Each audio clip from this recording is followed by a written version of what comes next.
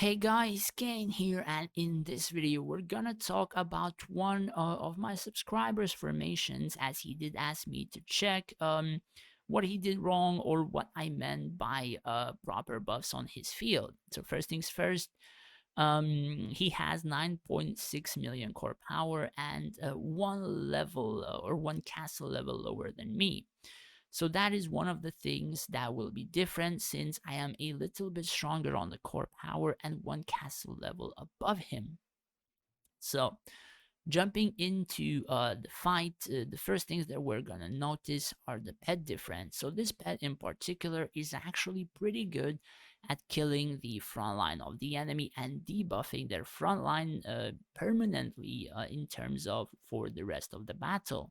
Now, this pet is actually 5 stars, so essentially I would deem him, as he also has the dragon skin, as above VIP 12 or above VIP 13, similar as to me. The other thing which we will notice from checking some of his stuff on his army is that he's probably 7 or 6 months into the game, plus minus, give or take, stuff like that. And that will be pretty important in terms of game length, as I had a lot more resources available to me as well. Even though I'm similar core, I didn't upgrade quite a few of the fake stuff, I suppose, so that will be a pretty huge difference. So in terms of the army, our frontline health and our frontline tankiness in terms of resistances is quite different. So he has less HP and less physical resistance.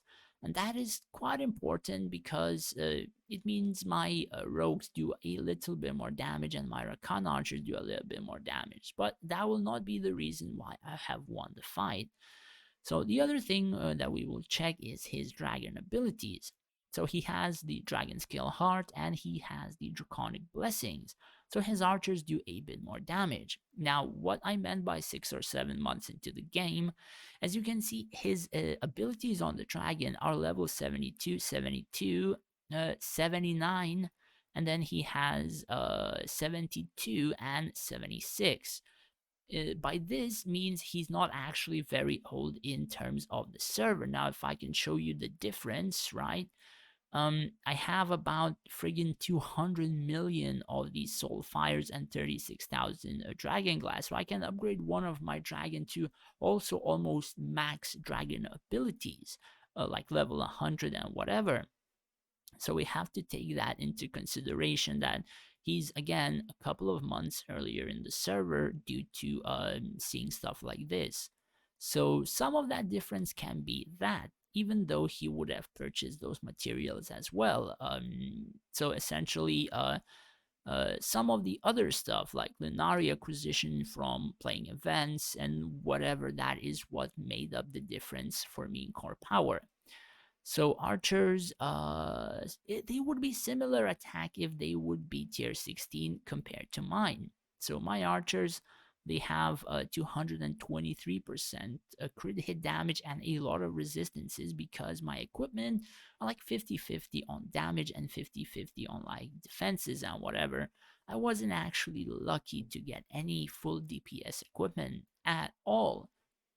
So his archers are double, or rather half of what I have the critical hit damage value on, and they have a bit more or less magic resistance. So any magic damage on these Rakan archers would probably kill them almost instantly.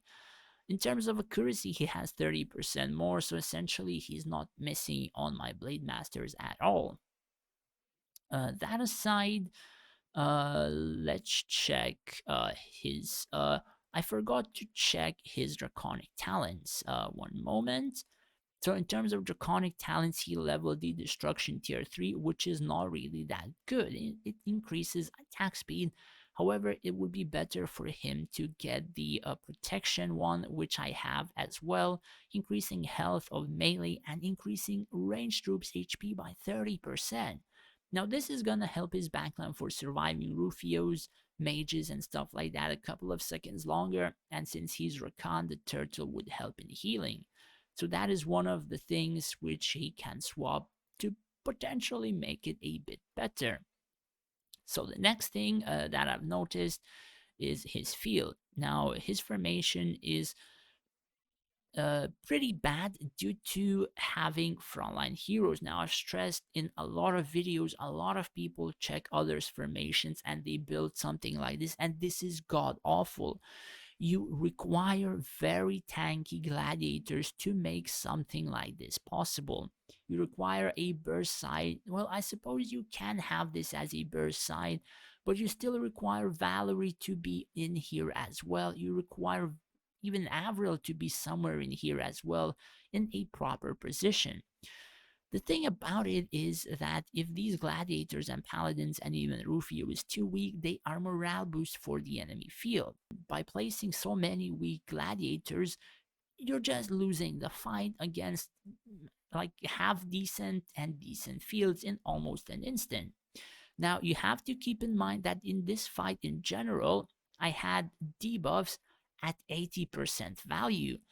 Since this is Island Rumble, I had 80% less damage done and 80% more damage taken, and I still almost flawless his entire field. So do keep that in mind. So again, his formation is pretty bad because he has heroes frontline, and we will touch on that in just a second. So he has, as you can see, heroes level 50 across the board, and some of those heroes are level 43 even, which means again, he's in a newer server and he doesn't have a lot of experience to mess around with. However, he doesn't have clear-cut hero prioritization. He has two mages level 60, but as far as I've noticed, he has 5-star artifacts on friggin' level 46 heroes, so he's lacking prioritization in heroes as well. So, what I would advise to him personally, remove 4 heroes from his field to have 18 total placed, reset them to level 1 or level 40 if you want to add potential, and add a 4th squad of Blade Masters. So, in my own experience from checking his formation, I will remove Bane since he's useless in the middle meta. Again, middle meta, do keep that in mind, and remove Vega since she's useless in our meta or middle meta as well. She was good at about 6-7 million core power and a lot worse whenever you go above that. I would remove Rufio because I will show you he's god awful as well, and remove Mira since she's low level. Then all of those heroes get split up in terms of the formation, wherever you place the others, or you can swap around them and stuff like that. And then you will actually be able to place the 4th Blade Master squad, and it will be a bit better. Aside from that, like you can see heroes, again, level 50. Bane even has very bad equipment, bad artifact, no prism, and the stats are insanely weak for a gladiator to be in the front line. Now, you have to remember what I'm saying is I have gladiators with 15 million health and I am not placing them frontline. Denji is literally like 17 million and I'm not placing them frontline. Even 17 million HP. During some of these fights, this Denji is going to 50% in friggin' an instant. Like, that is why you don't place heroes frontline, especially weak ones like this. So the other thing is prioritization of, let's say, some of the equipment. So his equipment, he's like adding the flawless pistols on a variety of heroes across his board, which is not good since a lot of heroes don't do DPS. So I think only a couple of heroes can actually use it. So for example, that would be like Valerie if you would want her to do more damage to frontline, but essentially other buffing skills could potentially be better. Avril could use it. I do believe Nora can use it as well. I've swapped my pistol with the Eye of Miracle since I actually swapped my Hero Mastery to put Valerie in safer position with the Rage 4. So that's why I required more range for the Nora. So that aside, yeah, quite a lot of hero prioritization is required, as well as he doesn't have +2 levels on his mages if he focused the mage research.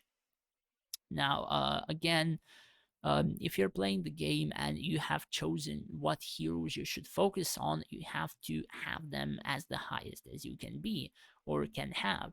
So I focused at first mechs and rogues, then I leveled some mages, then I leveled gladiators. As you can see, I've almost entirely skipped sages and generals since they're only like buffers, and the majority of the time the gladiators are buffing, the mechs and rogues are doing damage, and mages and necromancers are doing damage. Army majority of the time isn't actually doing that much damage unless it is like Rakan archers in the middle meta.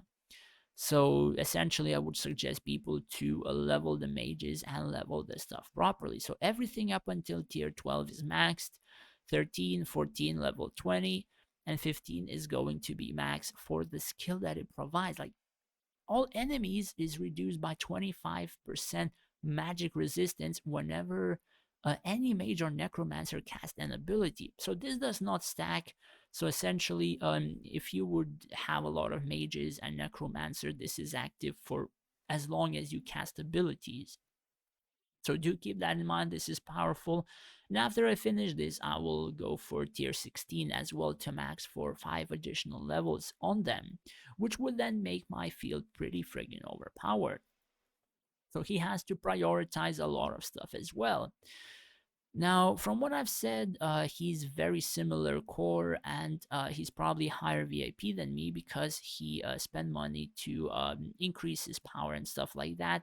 However, from checking quite a few of his prisms, he didn't actually have quite a lot of true prisms. So essentially, I do believe he wasted a lot of Linari as well. So aside from that, I can just show you the battle and we will go through where he can spend the Linari to actually make proper progress. So again, you have to remember that this fight I have the buff, or rather the debuffs at 80%. So I'm gonna do 0.5 since it's a bit less laggy. Since I'm recording, I do experience some lag since like the game is not that very well optimized. However, aside from that, if I am not recording, I actually have almost no lag unless my connection fails me, but that is bad on my part. So as you can see, like a lot of his heroes are already gone due to some of the gladiators morale boosting, and I just clicked that friggin' ale on Rakan archers and they just plow through all of his heroes and army in almost an instant. So as you can see, he stunned my Rakan Archer squad. Almost everything on his field is dead except for a couple of his DPSs. But yeah, you can see the difference in terms of the damage and in terms of like the debuffs and stuff like that, right? Like he is missing quite a lot of buffs, quite a lot of stuff. In terms of prisms, he's missing stats through like reliquary, probably through like hero mastery, where he selected something bad in the hero mastery, which we'll touch on in just a second. So his Valor is level 60 and 1.7 or 1.8 million attack. So 3 more levels, we're at 30%. So that's 2.3 or 2.4 with tier 10 Prism. I suppose that's well, not that's not good because my Valerie with tier 10, she has like 3.2 million right now. So this at 2.3 means they are missing quite a lot of buffs from somewhere. So one of the few things that a lot of people probably don't notice or don't realize is that in the hero mastery you have a lot of buffs for the attack value. Now, all of these buffs are not affecting only like the, let's say, rogues or mechs if you upgrade it, right? All of these buffs affect all of your heroes. So if I would raise the attack of heroes, I would increase in all of them, even in the arcane, which is made mainly for, let's say, the mages and whatever. So, for example, I'm raising the stats first and foremost, and then I'm raising damage that would affect all of my heroes. So, for example, I skip these two at the very top to add magic damage on all heroes and add crit hit damage on all heroes, as well as attack here and as well as crit rate. So I'm basically focusing DPS on all of the heroes instead of just like after receiving magic damage from any hero, they will take more magic damage for 5 seconds and whatever. This would probably be 4%. This would probably be like 6%, so 10% more magic damage. But the thing is, it would only affect the mages, and I would require sometimes Basric to do damage, or he does damage and stuff like that. And these buff literally everyone. So I'm going for the basic stuff, but buffing everything rather than just trying to overpower a couple of heroes. Because a lot of the times, my mages, in terms of Avril and Varley, get sniped. So do keep in mind, I overall buff majority of my field over just a couple of heroes. The same for health. Literally, I maxed any single health in the hero mastery that I saw. So do keep that in mind. That is what I'm also doing for the health for the gladiators, and this is adding quite a bit of HP as well. So you have to get those as well.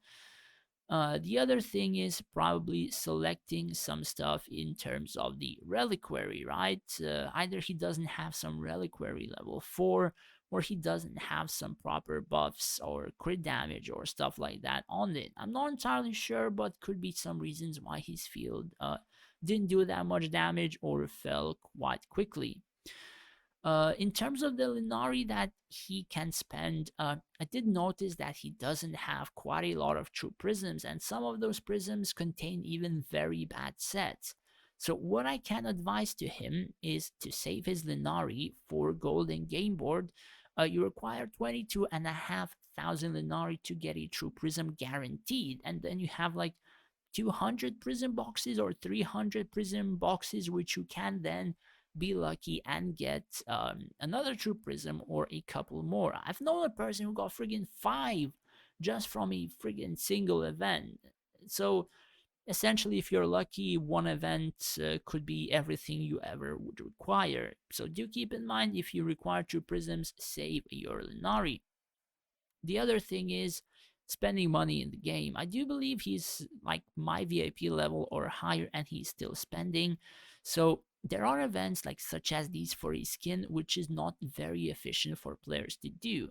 So yeah, getting a skin like this is probably very cool. However, it costs quite a lot of money, and for spending that amount of money, you're not gonna get something which will give your field an achievement, or something which I would call an achievement, right? So long as you are playing the game, you're required to fulfill achievements for your account to grow.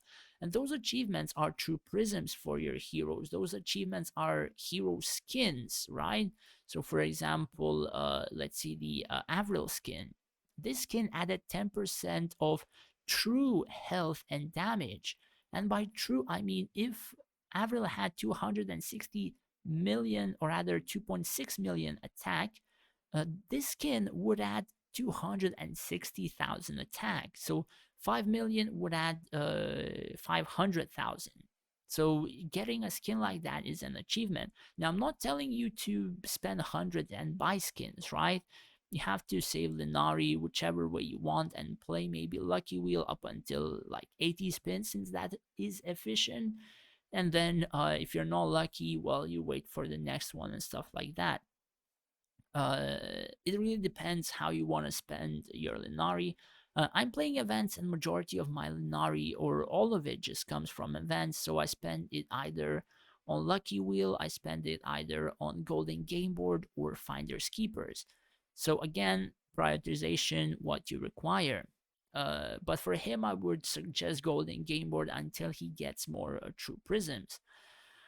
So aside from that, yeah, that's pretty much it. The only other place where he can spend his Linari or money is the carnivals, or like shops that come out, like Pumpkin Market, like some other stuff where he can get a lot of stuff for his reliquary, a lot of stuff for his account for like 20,000 Linari or whatever. But aside from that, that is pretty much it. I think he has to go through overall his account and check what he has and what he needs to swap, because I do believe his account will need a total makeover just to increase the health and the attack on quite a few of his heroes, as well as swap the equipment on those heroes. I mean, eventually I would probably go over most of my heroes and equipment they can use, but for now, that will be pretty much it for the video. Anyways, hopefully you guys learned something new in the video. Thanks for watching, and if you did, please do hit that subscribe button. It would help me out a lot. Thanks for watching, guys. Take care and stay safe out there.